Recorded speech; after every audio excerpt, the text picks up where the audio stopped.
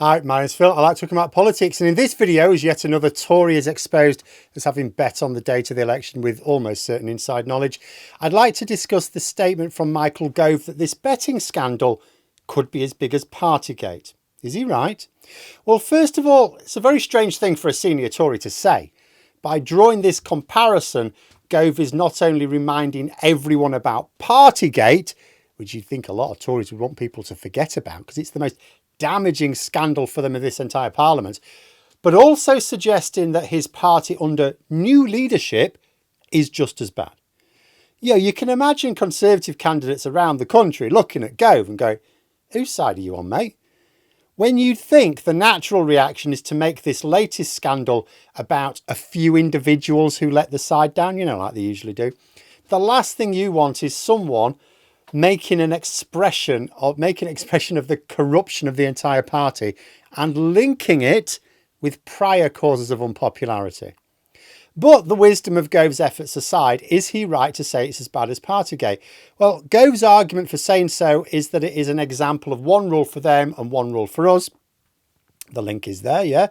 Partygate represented, officials in Downing Street, but also politicians and political advisors as well, deliberately breaching the rules that they had laid down for the rest of the country. In the case of the betting scandal, there was no gambling in the normal sense. Like, I put a bet on the timing of the election, which I missed out on by 2 weeks. That was a gamble on my part because I wasn't involved in the decision-making process and had no direct access to anyone who was. What we're talking about here are people placing bets on what for them is a certain thing. They almost certainly knew that Sunak was about to call the election for July. In the first few cases of this scandal, we're told the miscreants placed a bet which would have returned a profit of a few £100s. The latest case, the data officer for the Conservatives, Nick Mason, who has, stepped down from this role now, didn't just place a bet. Oh, no, he went for it. He is reported to have placed dozens of bets. Now, if we assume that each bet was for the roughly £100 you can place on political events like this, he would have stood to have made thousands of pounds on a sure thing. Because it wasn't really a bet. Because he knew it was a surefire thing. That makes it effectively theft. But is it as bad as Partygate as Gove is suggesting? Well, I think in a sense, no, of course not. But there is a sense in which he could make the argument. So first of all, why isn't it as serious as Partygate? Mostly because of two things. First of all, Partygate was centred around the Prime Minister himself. Not only did he engage in the breaking of his own rules, it is absolutely crystal clear that he not only knew about the further law breaking of his staff, but actively encouraged it as a way of sort of boosting morale in his warped sense of leadership. At the moment, Sunak has the luxury of deniability with the betting scandal. The more people who are exposed, the more coordinated this looks, but there's nothing pinning it on Sunak. It is entirely plausible that a group of his inner circle talked about putting bets on amongst themselves without ever saying so within earshot of the boss. And given that no cabinet minister has yet been implicated, Sunak can maintain that sense of separation from the scandal. The fact that he has refused to take any disciplinary action is tying himself to the scandal unnecessarily, which is stupid on his part, but nobody can say that there is any likelihood that he must have known in the same way that Johnson clearly knew about Partygate, even when he was denying it in the House of Commons. Second difference is the way it's affected people. Something that many Conservatives still don't seem to fundamentally understand is what hit people so hard with Partygate. It wasn't just the inconsistently applied rules. It's that Boris Johnson had told them to leave loved ones to die alone, while he was letting his own staff party in Downing Street. People feel guilty about not being with their loved ones. They did it because Boris Johnson told them they needed to. And he was right. Those people shouldn't feel guilty. They did the right thing. And yet, it's clear that Johnson didn't really believe what he was telling them. Worse, when trying to defend Partygate, he suggested that those who had followed the rules were stupid for having done so. Oh, yeah, the rules didn't mean what you thought they meant. It's not my fault you followed them too closely. That was one of his main defences. And for those Tories who thought it would blow over, I kept saying, what they don't understand is those loved ones are the dead. They died alone. They will always have died alone.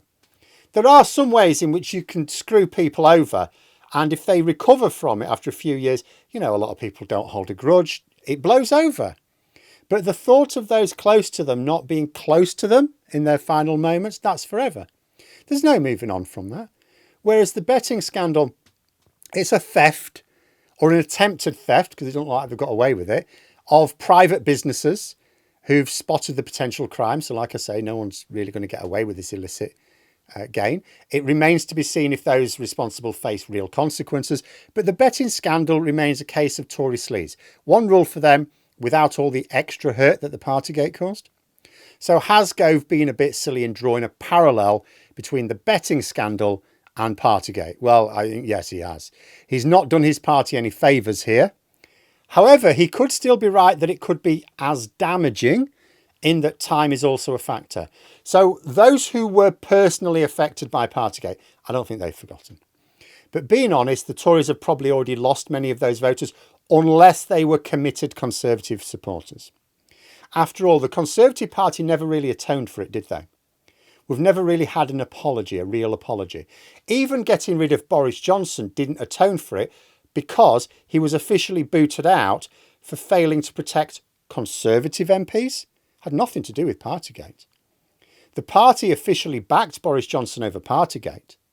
So if you consider that the people who were still prepared to stick with the Conservatives even after Partygate, the people for whom it did indeed blow over, then it's possible this betting scandal could be as damaging, because first of all, yet again exposes the lie in Sunak's claim to have brought integrity to the heart of government. That's what he said. First thing he said upon becoming Prime Minister, I am going to bring integrity back to government.